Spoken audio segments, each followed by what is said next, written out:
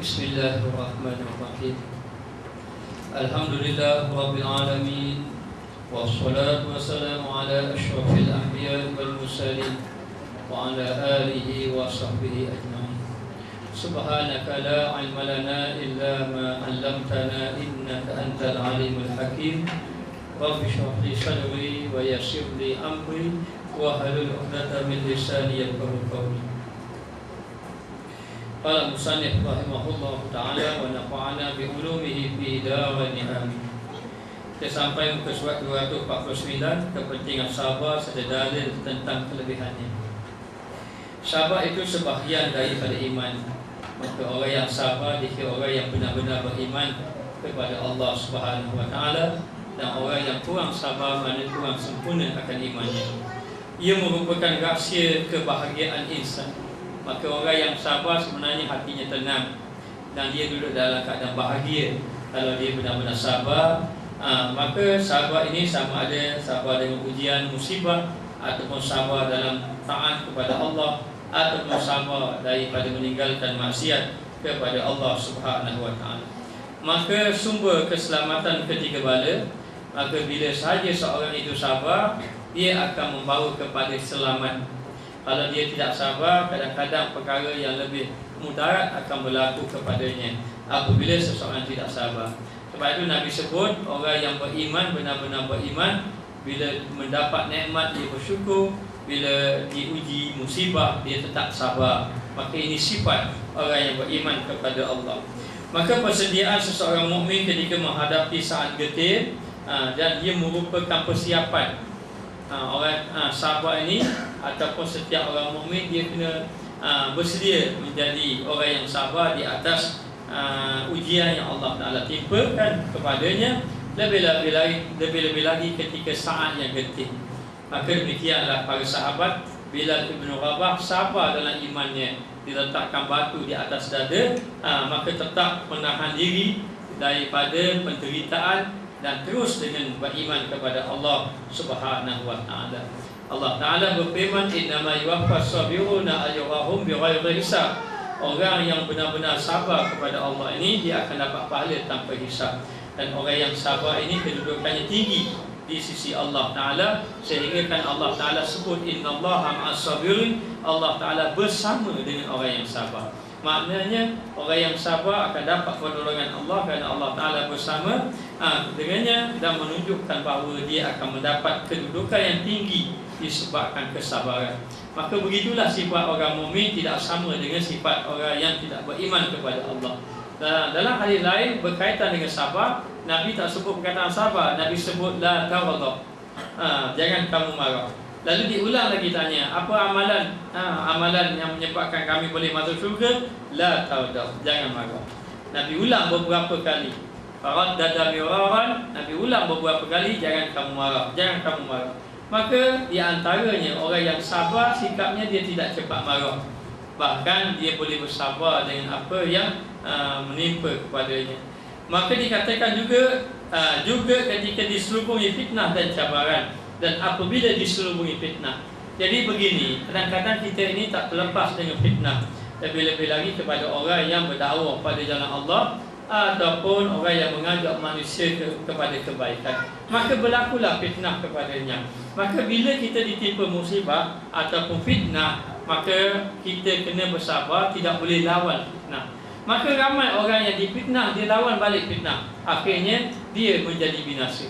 Dia pun jadi rosak. Kalau benarlah dia difitnah, kalau dia lawan sangat, akhir kali orang pula memandang buruk kepadanya. Maka dia kena bersabar. Dia boleh menyatakan, mempertahankan diri, kemudian orang tak terima, tak apa. Kerana orang yang sabar, dia akan mendapat pertolongan Allah. Andai kata kita berada di atas kebenaran, tetapi orang fitnah kita, tapi kita kena bersabar. Kerana ada ulama tasawuf mengatakan bahawa kebenaran tidak perlu dibela, biar Allah Ta'ala yang membelanya.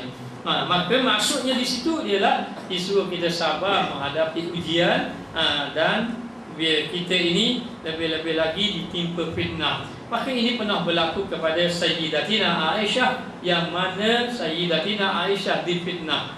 Dan ketika itu merasa sedih Sayyidatina Aisyah dan juga keluarga baginda Rasulullah sallallahu alaihi wasallam dan orang-orang munafikin. Mereka itu menyebarkan fitnah sehingga merata-rata ataupun merebak cerita fitnah yang terhadap Siti Aisyah radhiyallahu anha. Akhirnya Allah Taala menurunkan ayat membersihkan nama Aisyah yang menyatakan bahawa Siti Aisyah radhiyallahu anha tidak bersalah. Jadi ceritanya panjang, tapi diberitahu begitu. Yang kita nak ni, yakni disuruh kita bersabar ketika menghadapi fitnah. Dan ketika mana saya bertanya kepada Sidi Syekh Yusuf Al-Hasani, bagaimana kalau kita difitnah, bagaimana? Dia kata jangan kita jawab fitnah. Kadang-kadang kalau kita jawab itu bukan memadamkan, lebih-lebih lagi memarahkan lagi api fitnah tadi. Maka kita berdiam diri sahaja. Di samping kita mendekatkan diri dengan Allah. Jangan berdiam diri sahaja tanpa kita mendekatkan diri dengan Allah. Bahkan disuruh kita mendekatkan diri dengan Allah. Maka itu ditandanya orang itu benar sabar di atas ujian yang Allah Ta'ala timpa, ataupun sabar di atas. Adapun kalau kita difitnah, kita jadi mengamuk, marah dan sebagainya, itu tidak termasuk orang yang sabar. Orang yang sabar ini dia tahan diri, itu ada sabar. Dan ia merupakan senjata bagi salik orang yang berjalan kepada Allah. Senjatanya sabar. Sebab kita nak berjalan kepada Allah Ta'ala ni bukan mudah. Akan ada ujian-ujian, rintangan-rintangan. Mana boleh kita jalan senang-senang. Kerana bumi ini memang tempat ujian. Bumi ini memang tempat musibah. Lalulah kita nak berjalan kepada Allah, kita duduk di tempat musibah. Kita duduk di bumi yang penuh fitnah. Lalu dikatakan pedang dia ini ataupun perisai dia nak berjalan kepada Allah di atas ke bumi adalah sabar dengan Allah. Sebab kita semakin dekat, semakin banyak ujian. Semakin kita nak tinggi, semakin banyak ujian di sisi Allah Ta'ala. Allah Ta'ala akan menguji kita, halangan-halangan, maka tebaslah halangan tadi, ataupun potonglah halangan tadi dengan pedang sabar, yakni dengan kesabaran yang ada. Lalu dikatakan senjata bagi orang yang salik, orang yang berjalan kepada Allah. Maknanya kalau orang itu tidak sabar, dia tak boleh berjalan dengan Allah.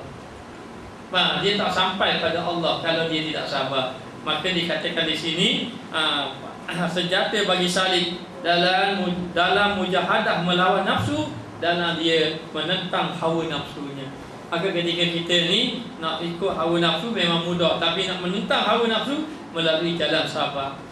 Sabar diri kita tidak mengikut nafsu, sabar diri kita tidak melakukan maksiat. Ini semuanya merujuk kepada sabar. Maka siapa yang sabar, dia orang yang beruntung. Maka membawanya kepada istiqamah mengikut syariat Allah Subhanahu wa Ta'ala, serta menjaganya dari tergelincir ke lembah kebinasaan dan juga kesesatan. Maka orang yang sabar, dia lawan hawa nafsu ni, insya-Allah dia boleh istiqamah. Kalau dia lawan hawa nafsu, maka dia teruskan istiqamah. Dan sabar ini mesti mengikuti jalan syariat. Bila kita ini nak melalui jalan ibadat, mesti mengikuti jalan syariat. Ada sabar yang perlu sabar, ada yang tidak boleh sabar. Seperti orang menghina Nabi contohnya, ataupun orang ini mempelekehkan agama kita, ini tidak boleh sabar. Bahkan Sayyidina Abu Bakar As-Siddiq pernah marah kepada ayahnya. Dikatakan bahawa ayahnya seorang yang buta, lalu pergi dekat Kaabah.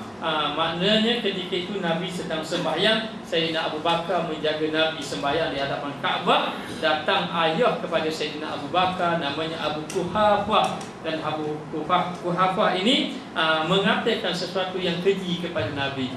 Lalulah bangun Sayyidina Abu Bakar, dia pergi tekam ayahnya, dia tolak, lalu jatuhlah ayahnya tadi.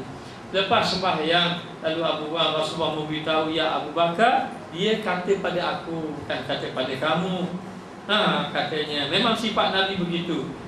Katanya Sayyidina Abu Bakar, dia tidak boleh melihat orang menghina baginda Rasulullah SAW, dan perbuatan ini dipuji oleh Allah Subhanahu wa Ta'ala. Lalu dikatakan bahawa Sayyidina Abu Bakar sebenarnya orang yang sabar.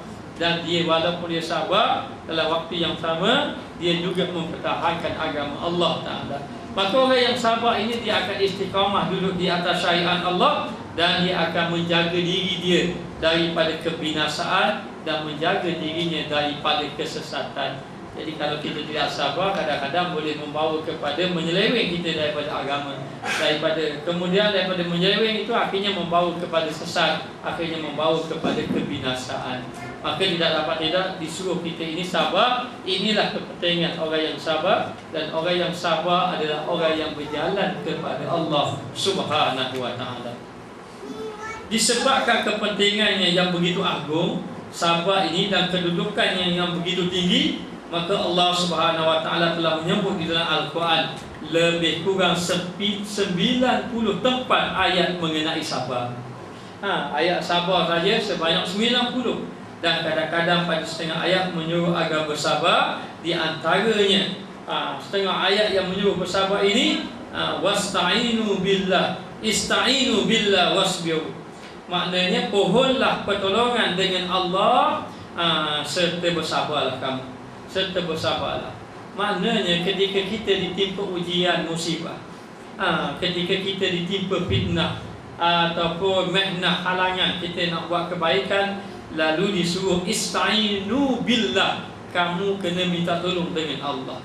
Lalu demikianlah Nabi SAW ketika mana Nabi berdakwah. Umpamanya Nabi berdakwah kepada penduduk Taif. Ketika Nabi berdakwah kepada penduduk Taif tidak menerima dakwah yang telah dibawa oleh baginda Rasulullah SAW. Bukan saja tidak terima, bahkan mereka itu menyuruh orang-orang muda, budak-budak muda, yang remaja-remaja, supaya menghalang dakwah Nabi.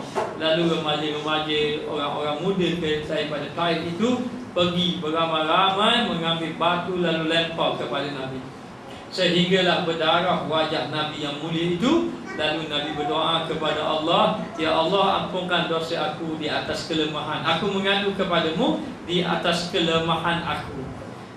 Nabi mengadu di atas kelemahan dia. Dia tak kata kelemahan orang tu kamu terima. Aku mengadu kepadamu di atas kerah kepada orang sana, tak tahu. Tapi Nabi sebut, aku mengadu kepadamu ya Allah di atas kelemahan diri aku. Maknanya seolah-olah Nabi mengaku lemahnya aku berdakwah, tapi orang tidak mau terima pada aku.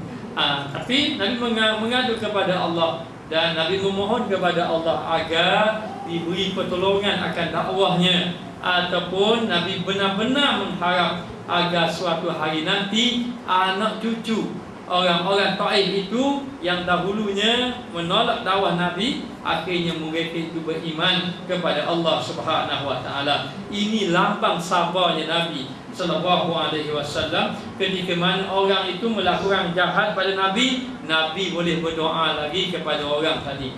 Doa itu doa kebaikan. Tak, orang ni tak apa, biar dapat anak-beranak dia ataupun dapat cucu cicit dia, agar beriman kepada Allah Ta'ala. Dari sini kita dapat lihat apa? Yang pertama, Nabi rujuk pada siapa? Nabi rujuk kepada Allah. Apa-apa kelemahannya, rujuk kepada Allah, kerana Allah lah tempat pergantungan. Kemudian dia tahu ini semua daripada Allah. Yang kedua, Nabi bersabar di atas ujian yang Allah Ta'ala timpakan kepadanya, dan Nabi ini sentiasa berserah diri kepada Allah Subhanahu wa ta'ala. Maka disuruh agar kita, apabila kita ditimpa musibah, kembalikan balik diri kita kepada Allah. Ataupun ditimpa fitnah, ujian, maknanya kita ini kena kembali pada Allah. Sebenarnya Allah Ta'ala uji kita, tapi Allah Ta'ala akta orang lain. Allah Ta'ala akta ni supaya kita ni diuji. Adakah kita ini boleh sabar ke tidak boleh sabar? Maka diuji berbagai-bagai ujian. Ada yang hilang harta benda kita, ada yang cedera di kita, ada yang muru'ah kita ni tercala, maknanya kehormatan kita, orang hormat kita, tiba-tiba cerita buruk-buruk datang, cerita buruk tentang diri kita, padahal kita tak buat pun begitu, tapi orang cerita, orang dapat tahu. Lalu orang yang pandang mulia pada kita, hormat kita jadi tidak hormat. Ini bermakna muru'ah, kehormatan kita ni tercala. Tapi kita disuruh kembali kepada siapa? Kepada Allah. Tidak mencela kepada orang yang melakukan zalim pada dia, kejahatan padanya. Ista'inu billah, kamu minta tolonglah dengan Allah. Lepas pada tu orang buat kita ni macam mana? Wasbiru, sabar. Ini Allah Ta'ala uji kepada kamu. Dan di tempat yang lain pula Allah Ta'ala memuji golongan yang bersabar. dengan firman Allah, was-sabirina fil ba'sa wad-dharra wa hinal ba's ulaika allazina sadaqu wa ulaika humul muttaqun. Dan ketabahan orang-orang yang sabar dalam masa kesempitan dan dalam masa kesakitan dan juga dalam masa pertempuran. Mereka itulah orang-orang yang benar dan mereka itulah orang yang bertakwa kepada Allah. Maknanya mereka itu sabar, mereka itu tabah dalam menghadapi kesempitan, kesusahan, dan juga sabar dalam masa mereka itu sakit dan sabar dalam masa mereka itu berperang. Maknanya kesusahan mereka sanggup tanggung dan mereka itu orang yang benar. Jadi sabar ini menunjukkan benarnya iman kita. Kalau orang itu tidak sabar, bagaimana nak membuktikan iman kita benar di sisi Allah? Kerana Allah Ta'ala akan uji kita. Bagaimana orang kita ini ikhlas ataupun tidak ikhlas, benar ataupun tidak benar. Jadi kita ini diuji. Kalau kita ikhlas, kita akan kembali balik pada Allah. Kalau kita tidak ikhlas, kita akan lari daripada kehendak Allah Subhanahu Wa Ta'ala. Dan itulah dia orang yang bertakwa kepada Allah. Dia ini orang yang benar-benar takut kepada Allah, lalu dia bersabar di atas ujian Allah Subhanahu Wa Ta'ala. Maka rugilah orang tadi kalau diberi ujian musibah dia tidak sabar, sedangkan di hadapannya pahala sabar yang begitu besar yang Allah Ta'ala nak beri kepadanya, tapi dia tidak sabar, mengamuk, marah dan sebagainya.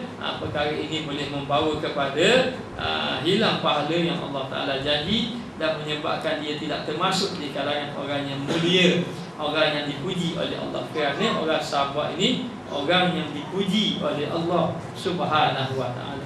Maka tidak adalah kita tengok orang yang paling sabar itu adalah baginda Rasulullah sallallahu alaihi wasallam. Sebenarnya Nabi ni kuat sebenarnya. Nabi ni kuat, dikatakan bahawa kekuatan Nabi lebih kurang dalam 10 orang. 10 orang ahli syurga. Kekuatan Nabi dan 10 orang ahli syurga. Satu orang ahli syurga kekuatan dia lebih kurang dalam 100 orang biasa. Maknanya kuatnya Nabi.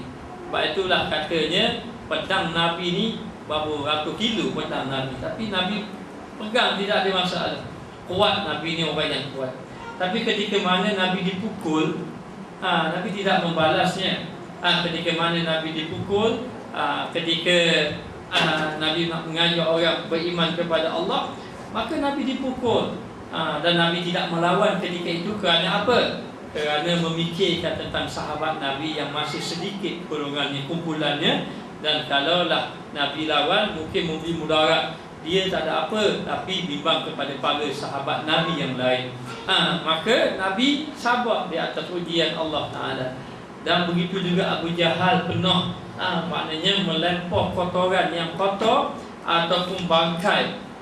Bangkai, daging-daging yang busuk tadi lempar atas kepala Nabi. Tapi Nabi masih lagi sabar. Boleh sabar balik rumah, bersihkan saja kotoran yang ada pada wajahnya, pada tubuhnya. Dan Nabi sabar di atas ujian Allah Subhanahu Wa Ta'ala. Maka begitulah Allah Ta'ala beri kepada kita seorang Nabi yang cukup sabar. Dan inilah contoh yang terbaik. Dan dikatakan bahawa orang yang sabar ini adalah orang yang benar-benar beriman kepada Allah Subhanahu Wa Ta'ala. Maka di dalam setengah ayat Allah Ta'ala menceritakan tentang kasih sayang Allah terhadap orang-orang yang sabar, sebagaimana firman Allah, wallahu yuhibbus sabirin, dan Allah Ta'ala cinta kepada orang-orang yang sabar. Maka di antara orang yang dikasihi oleh Allah adalah orang yang sabar. Maka orang yang kuat imannya, semakin tinggi imannya, semakin kuat ujian yang Allah Ta'ala uji kepadanya. Dan apatah lagi kalau dia ini orang yang Allah Ta'ala pilih. Maka orang yang Allah Ta'ala pilih sebenarnya orang itu banyak ujian di sisi Allah. Maka kita kena memahami bahawa setiap ujian musibah itu menunjukkan tanda kasih sayang Allah Ta'ala kepada hamba. Bagaimana kita kata kasih sayang Allah Ta'ala kepada hamba sedangkan Allah Ta'ala menguji kita? Sedangkan Allah Ta'ala uji kita, kita ditimpa sakit, kita ditimpa fitnah, orang fitnah kita ditimpa musibah macam ni. Lalu bagaimana dikatakan bahawa orang itu mendapat kasih sayang Allah Ta'ala? Maka Nabi SAW bersabda, may yuridillahu bihi khairan yusib minhu, sesiapa yang Allah Ta'ala nak beri kebaikan kepadanya, maka Allah Ta'ala akan timpa musibah. Bila Allah Ta'ala nak beri kebaikan, Allah Ta'ala timpa musibah. Maka dengan musibah itu dia sabar, maka kesabaran dia itu menyebabkan dia dekat dengan Allah Ta'ala. Maka dengan musibah itu dia ingat Allah. Kadang-kadang orang ini tidak ditimpa musibah, dia lupa pada Allah. Maka jalan supaya ingat kepada hamba, lalu diberi musibah agar orang tadi ingat kepada Allah Ta'ala. Maka mana-mana jalan yang dapat dari Allah Ta'ala beri dia itu dengan ingat pada Allah, itu tanda Allah Ta'ala kasih. Maka ada orang dia ingat dengan sebab dapat nikmat. Dia dapat ingat, dapat nikmat, ingat Allah, dekat dengan Allah. Tapi banyak orang dapat ujian baru dekat dengan Allah. Maka mana-mana jalan yang mendekatkan diri dengan Allah, itu tanda Allah Ta'ala kasih. Maka kalau Allah Ta'ala tak kasih orang tadi, Allah Ta'ala biar je dia. Itu dah nikmat ke, lupa Allah Ta'ala biar saja.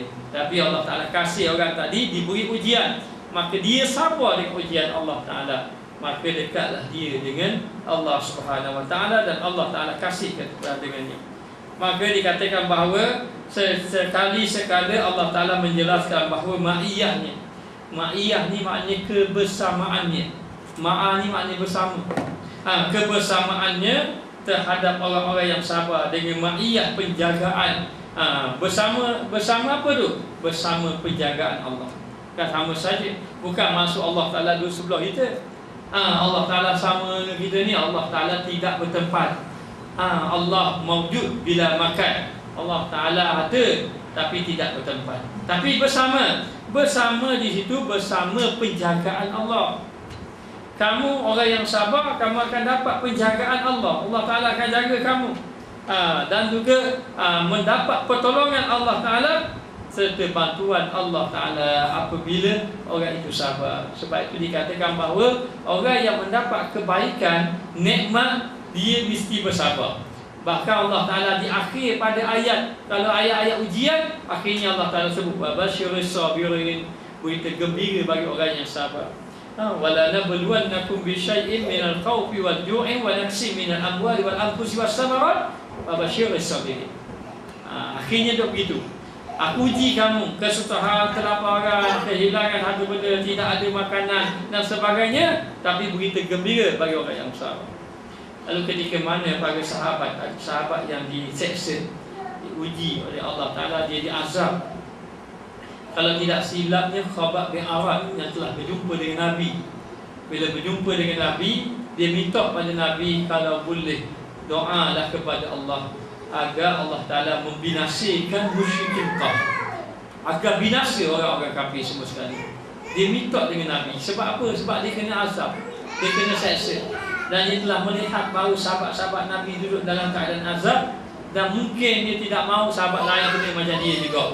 Lalu Nabi mengatakan kepada Khabbab ini, hendaklah kamu sabar, kerana orang-orang yang terdahulu daripada kamu, ada yang lebih teruk daripada kamu kena.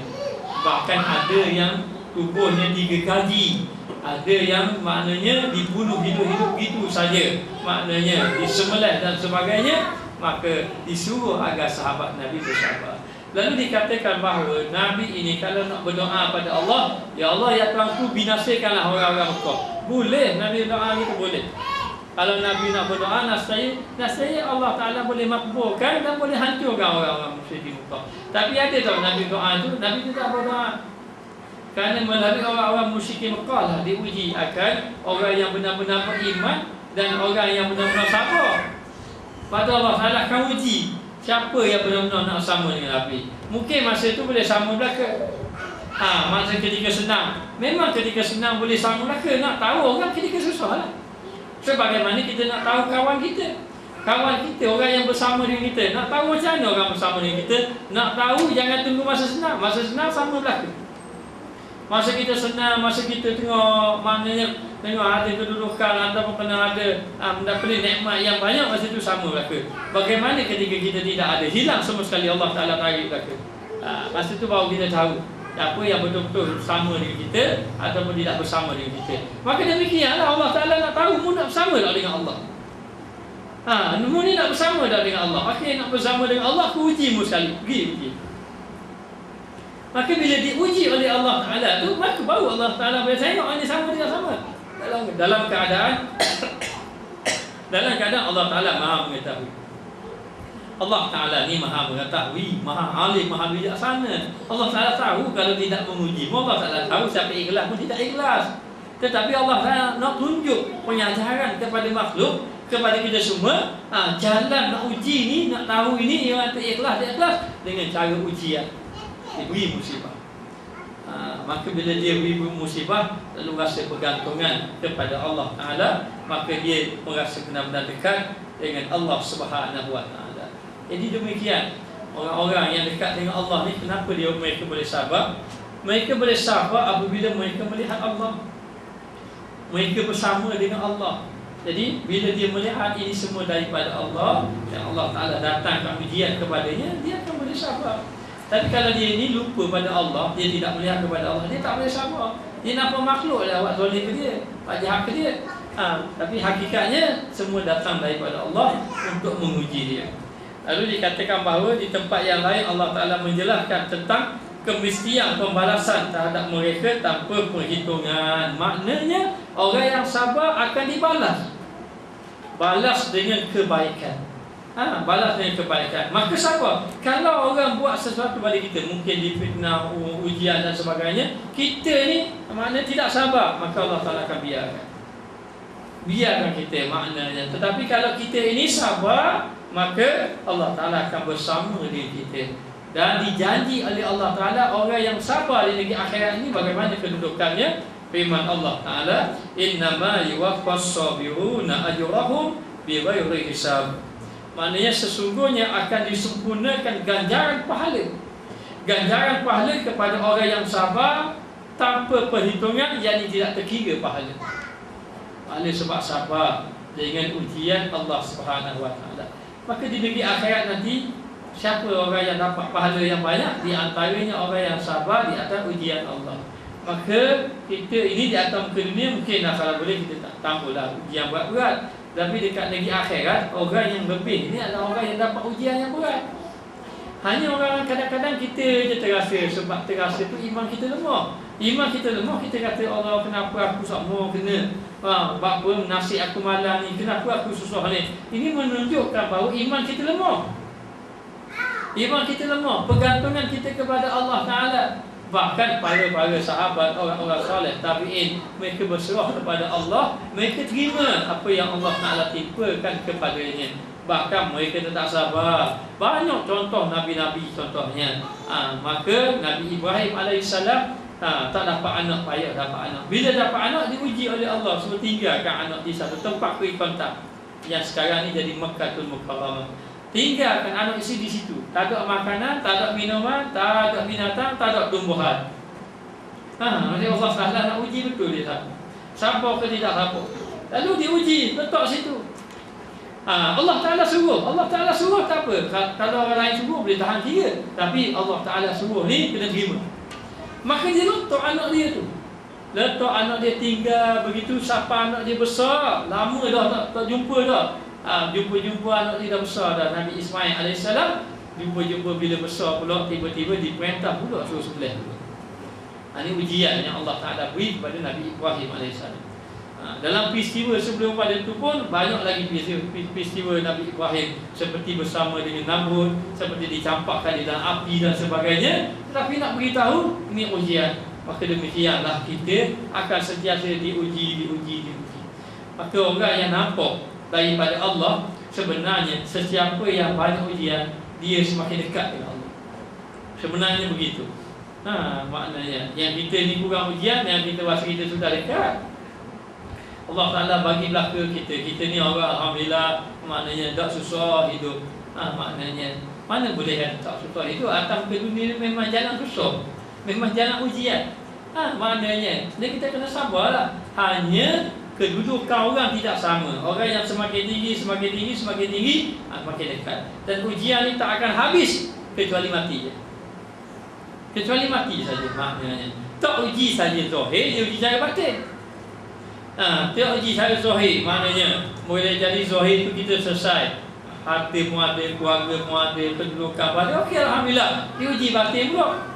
Tu jadi syirik pada Allah, tu jadi riak, takabur dan sebagainya. Maka diuji zahir batin kita akan diuji oleh Allah Taala. Sehinggalah seorang itu mati pada Allah, berjumpa Allah. Kalau dia benar sabar, maka selamatlah dia. Maknanya, maka demikianlah. Maka dikatakan bahawa hendaklah jadi orang yang sabar, dan setiap kali dia sabar tadi, dia akan dapat pahala. Bila sabar tu? Inda sadmatil ula. Innama sabru inda sadmatil ula. Sabar itu ketika mula-mula kena. Ketika mula-mula kena, masa pelanggaran yang pertama itu, masa ketika itu sabar. Ketika itu Allah Ta'ala melihat keadaan kita, maka rugilah orang yang tidak berjaya sabar.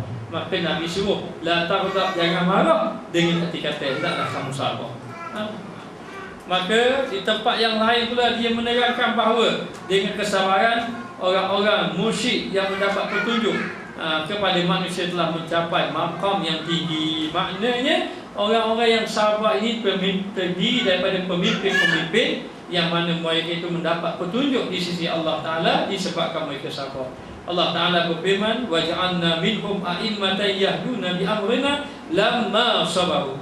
Dan kami jadikan di kalangan mereka beberapa pemimpin yang membimbing kaum masing-masing kepada hukum agama kami selama mereka itu bersabar. Yang pertama disebut orang-orang yang sabar ini orang yang layak menjadi pemimpin, ataupun dengan sebab dia sabar ini maka Allah Ta'ala akan angkat dia jadi pemimpin. Lebih-lebih lagi yang dia memimpin itu pada kaum masing-masing. Maka kami jadikan pemimpin yang membimbing kaum masing-masing itu pada jalan Allah Ta'ala, mereka itu akan terus menjadi pemimpin di sisi Allah selama mana mereka bersabar. Selama mana mereka bersabar, mereka itu mendapat kedudukan di sisi Allah Subhanahu Wa Ta'ala. Maka menunjukkan bahawa orang-orang yang sabar ini orang yang tinggi kedudukannya di sisi Allah. Maka hadis-hadis Nabawi juga menerangkan tentang kelebihan sabar dan kesannya yang mendalam terhadap kebahagiaan mukmin serta sebagai pemangkin dalam menempuh gelombang kehidupan serta ranjau musibah. Banyak hadis-hadis yang menceritakan tentang kelebihan sabar. Dan kelebihan sabar ini diantaranya orang itu bahagia. Siapa yang sabar dia duduk dalam bahagia sebenarnya. Dan orang yang tidak sabar duduk dalam derita hatinya. Maka kalau dia sabar, dia sebenarnya bahagia. Hatta walau dia difitnah, hatta walau dia ini maknanya orang buat jahat pada dia, hatta dia dizalimi, tapi dia sabar. Zahir nampak dia dizalimi, tapi dia sabar. Dia sabar, hatinya tenang. Maka ini berlaku kepada Sayyidina Umar Al-Khattab yang telah memecat Khalid Al-Walid. Lalu ketika mana Khalid Al-Walid memimpin pasukan tentera.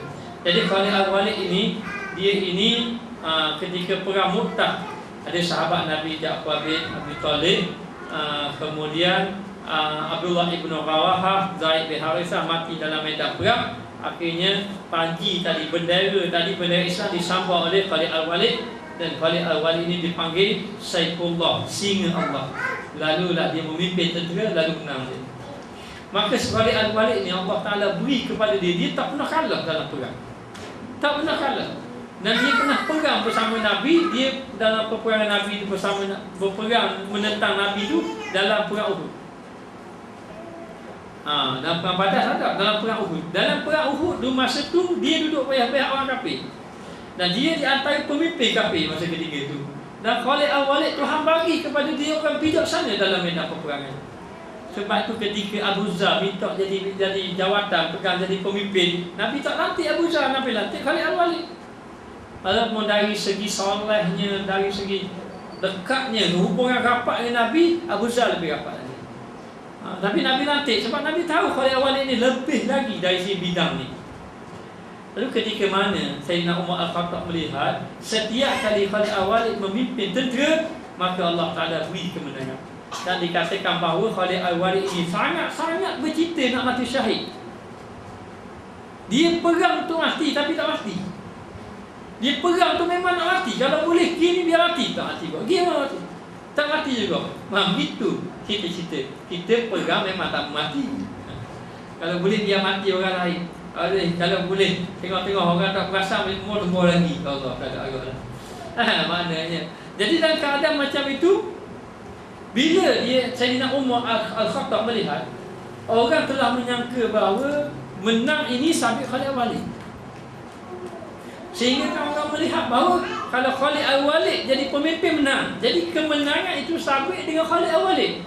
Padahal tak yang memenangkan Allah Ta'ala lah yang memenangkan, yang mengalahkan semua Allah. Tetapi oleh kerana Khalid Al-Walid ni orang yang begitu hebat, maka demikian. Maka Sayyidina Umar Al-Khattab dia nak jaga akidah orang Islam ketika itu, dan dia nak test juga. Lalu dilantiknya Abdullah Ibn Jarrah, hantar surat beritahu bahawa Khalid Al-Walid ini dipecat, dan dilantiknya Abdullah Ibn Jarrah. Surat itu sampai pada Khalid Al-Walid. Bila sampai Khalid Al-Walid dah terkenal, dah lama pegang jawatan pemimpin, dah lama dah pegang, jadi panglima perang sudah lama, dah terkenal dah, dia tiba-tiba dapat surat. Dapat surat tu dalam keadaan tidak ada bukti dia salah. Tidak ada bukti dia salah. Bahan rasuah tak ada. Balik bahan rasuah apa? Maknanya main orang puang itu sekali jauh sekali. Dan Khalid Al-Walid buat apa yang disediakan Sayyidina Umar Al-Khattab? Sayyidina Umar Al-Khattab tahulah Khalid Al-Walid tak salah, tapi Sayyidina Umar pecat. Kerana apa? Kerana bimbang orang lain, pandangan orang lain. Sebab Sayyidina Umar ni dia murabi musyrik. Dia sahabat Nabi, lebih pada guru musyrik lagi. Sahabat Nabi nak beritahu, dia tahu, dia dapat tabiat daripada Nabi sendiri. Akhirnya dia pecat. Siapa surat tu? Sayyidina Umar ni dengan tenang hati, tak ada mengamuk pun dia pecat. Ada kita kan kadang-kadang tengok mengamuk orang kena pecat. Maknanya mana kabur sini, kabur sana, orang pecat saya, orang pecat saya. Tapi Khalid Al-Walid dipecat oleh Sayyidina Umar. Sayyidina Umar tenang, apa? Khalid Al-Walid senang saja, tidak ada apa-apa. Bahkan bersyukur kepada Allah. Ada setengah mengatakan, kata guru saya tu, kata Khalid Al-Walid sujud syukur. Sujud syukur dia pecat. Lalu dalam keadaan macam tu, ada orang yang rasa tak puas hati. Tak puas hati, tak. Khalid Al-Walid panggil Abdullah bin Jarrah, cara dia mengatakan bahawa sekarang aku ni jadi tentera biasa. Aku jadi tentera biasa, tapi aku lantikmu. Apa ni? Mu dilantik menggantikan tempat aku.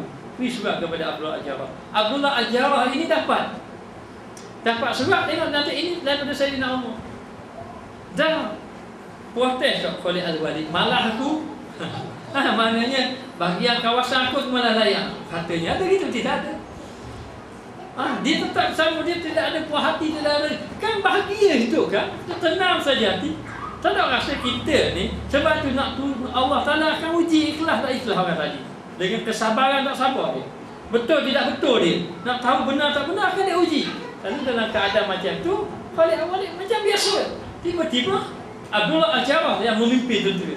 Masa dia pimpin tentera tu, datang nak isytihar, saya letak jawatan gini, masa tu dah sibuk dengan perang. Maka orang telah faham bahawa Khalid Al-Walid telah lantik dia jadi pemimpin untuk memimpin. Padahal memang dia jadi pemimpin. Katanya Abdullah bin Jarrah, sekarang ini aku telah mengambil tempat kamu, maka aku pemimpin. Mu kena ikut kata aku, kamu tolong pimpin. Boleh ke? Lebih kurang je 2x5 je maknanya. Tapi nak kabur antara duanya itu, orang yang kena pecat pun tak ada apa, orang yang ambil jawatan baru pun tak ada apa. Ini tabiat Nabi SAW.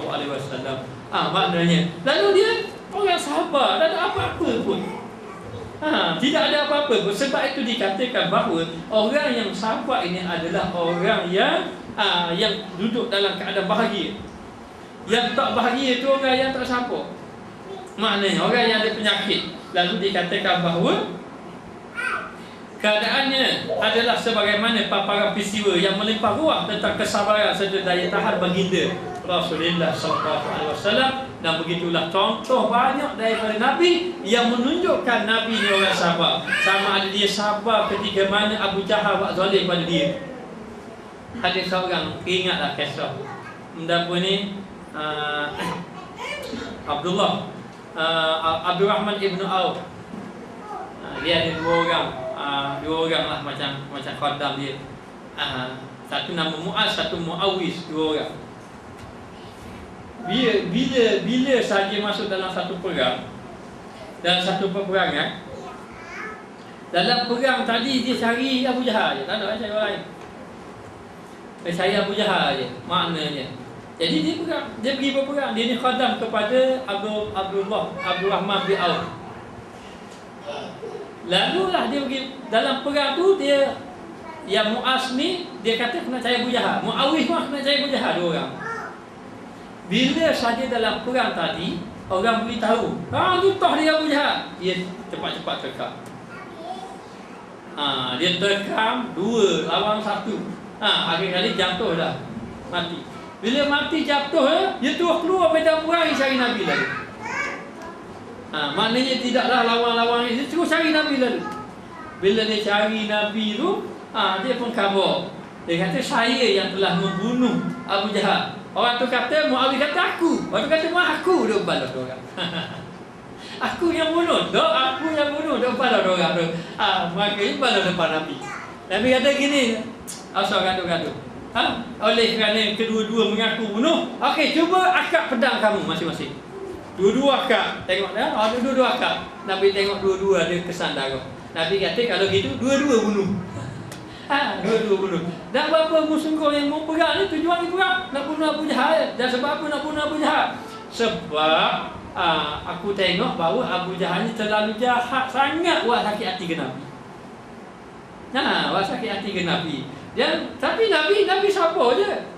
Sahabat Nabi tengok, tak boleh biar ni. Maknanya dia buat jahat kepada Nabi. Maka Nabi SAW memang sangat sabar. Dan banyak contoh-contoh yang menunjukkan Nabi sabar. Lalu dikatakan bahawa kesabaran serta daya tahan baginda Rasulullah SAW dalam menanggung pelbagai jenis kepayahan dan juga penderitaan. Susah Nabi itu di kota Mekah. Dia kena pulau dia orang, kena fitnah. Kena pulau. Lepas tu kena sihir. Apa lagi Nabi? Maknanya kena, kita kata dikeluarkan daripada kampung, daripada duduk di kota Mekah, terpaksa keluar. Tak cukup dengan Nabi, dia buat sahabat Nabi, tujuan dia buat nyakit hati Nabi lagi. Maknanya macam-macam ujian yang dibuat pada Nabi, tapi Nabi tetap sabar di atas ujian Allah Subhanahu Wa Taala. Apa natijahnya? Natijahnya Allah Taala beri kemenangan kepada Nabi.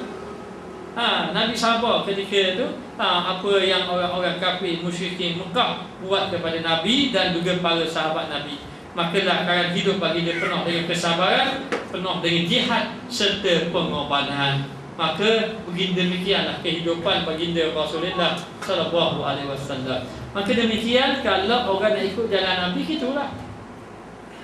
Boleh jadi orang ikut jalan Nabi kena fitnah, boleh jadi kena pulau, boleh jadi kena sihir, boleh jadi ditarik disusahkan dia punya ekonomi dan sebagainya. Nabi kena belaka dah. Maknanya dia di pulau sampai tak ada makanan dah berlaku pada Nabi. Dan di pulau juga supaya tidak berjual beli, tak ada ekonomi. Riwayat Siti Khadijah ada, habis harta Siti Khadijah. Membantu baginda Rasulullah sallallahu alaihi wasallam. Ada pun fitnah macam-macam. Orang kata Nabi ini in hadza illa sihrun mubin, tak ada benda lain ni, orang sihir, ahli sihir. Orang sihir pun ada kata, gila pun ada kata, pemerintah belah masyarakat pun ada. Maknanya orang pun nak kuasa, macam-macam orang kata pada Nabi. Apa Nabi buat? Nabi tetap sabar dengan ujian Allah Ta'ala. Akhirnya Allah Ta'ala beri kemenangan kepada Nabi SAW. Ketika mana Nabi membuka kota Mekah, orang Mekah kata takutlah padahlah balas dendam.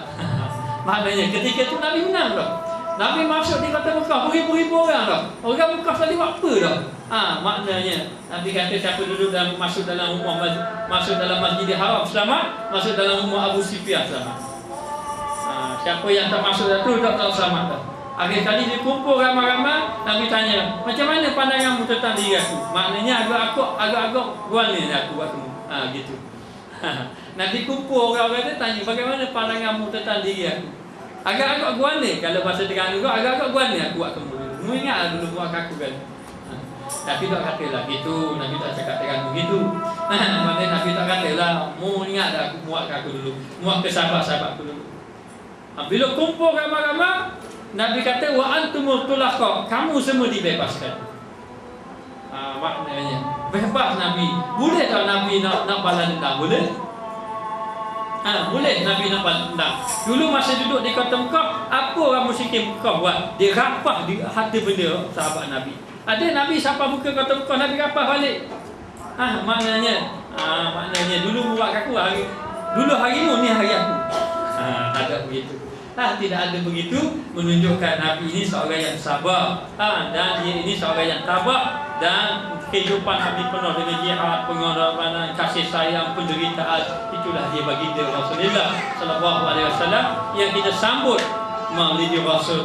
Maknanya di bulan Rabiul Awal. Ada ulama mengatakan bahawa di antara ciri orang yang pegang Ahlussunnah wal Jamaah adalah mereka adalah orang yang menghidupkan ingatan kepada Nabi dengan menyambut Maulid Rasul sallallahu alaihi wasallam. Wallahu a'lam.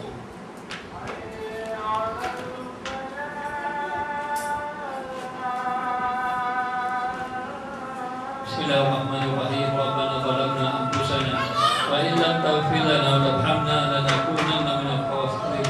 Allahumma 'allimna ma jahilna, Allahumma ghfirna 'ilman nafi'an wa rzuqna fahman tayyiban.